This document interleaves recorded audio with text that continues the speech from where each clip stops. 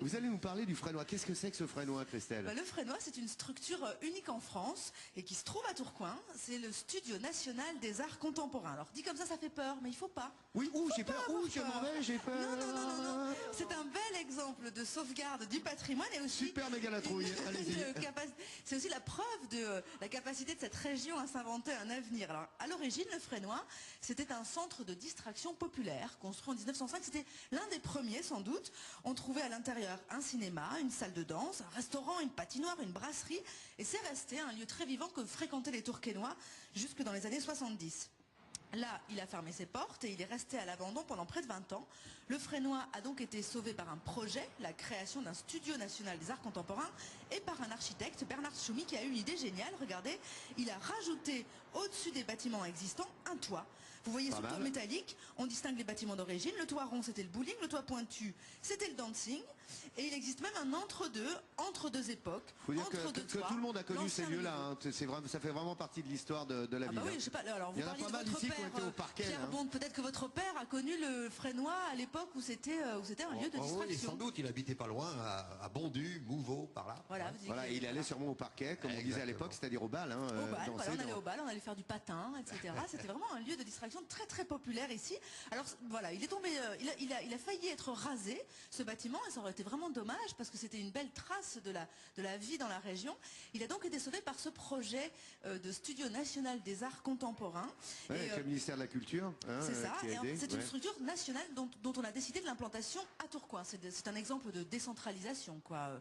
Ça aurait pu être à Paris, comme toutes les grandes écoles nationales. Non, c'est venu à Tourcoing. Et donc, il y a ici des étudiants, ils sont 24 par promotion, 2 promotions en même temps, et c'est une sorte de formation par la création. Voilà, ils ont une œuvre à créer pendant un an. Chacun travaille donc à son œuvre d'art, une œuvre qui doit faire appel aux arts contemporains. Donc la vidéo, la photo, l'informatique. Oui, on va le voir. Voilà, il y a deux promotions en même temps. Ils sont là, alors ils ont à leur disposition des outils assez formidables. Il y a des cinéastes. Là, quand on y est allé, il y avait Bruno Dumont qui finissait le mixage de son dernier long métrage. Donc il y a des structures comme ça. Et puis des étudiants comme Sébastien Hildebrand, qui est là, qui est en 2e année, qui est originaire de la région et qui crée cette œuvre. Alors c'est une machine de musculation, vous le voyez. Mais lui, il en fait une œuvre d'art parce qu'il va lui faire une chorégraphie à partir de son propre corps. Ça, c'est Je travaille en partenariat aussi avec la faculté de sport, qui pratique pas mal de tests sur moi et sur l'évolution de mon corps. Et c'est ces chiffres-là que je récupère, que je mets dans la machine et le mouvement s'opère.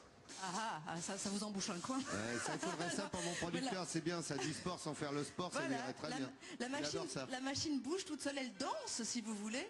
Alors donc lui il fait de la musculation toutes les semaines et il rentre l'évolution de son poids, de son taux de globules rouges, sa masse graisseuse pour faire gnô, non, un peu, enfin des trucs sympas quoi.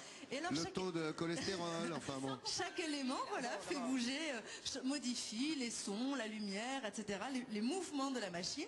Et puis alors tous les étudiants comme ça produisent une œuvre par année et ces œuvres elles sont exposées à la fin de l'année scolaire si on veut. Ce sera à partir du 9 juin une expo qui s'appelle Panorama et y compris les intervenants, les formateurs invités.